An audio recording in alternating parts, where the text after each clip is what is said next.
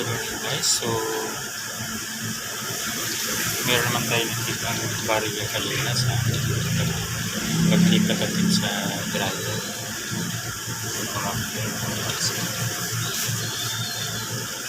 Check lang natin kung may kasama siya guys kasi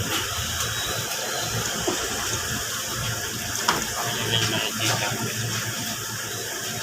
pero baka may kasama kasi.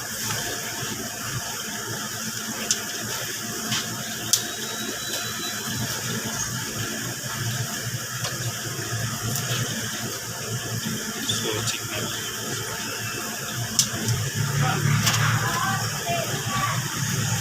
So,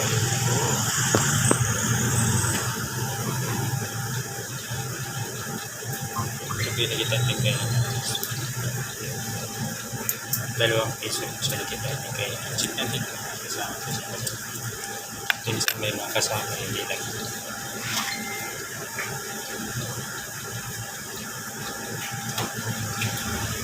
So yun guys, meron na siya guys.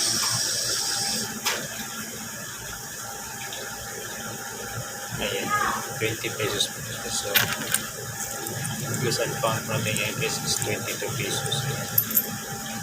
22 pound. So, kahit pariya guys, maganda ko sa loob na may kasama.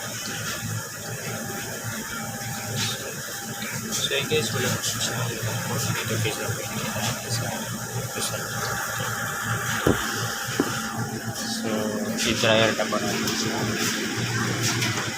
Meron siyang extension dun sa dryer na natin. So, gagawin natin siya 50 minutes. 50 minutes drying time kasi medyo marami-rami siya.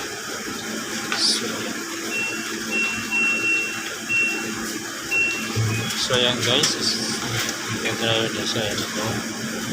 For 50 minutes matatapos ang siya. So ayusin na natin matatapos siya. So check guys, mag-gusto mo sa atin. May comment tayo sa video. So yun lang guys, maraming salamat.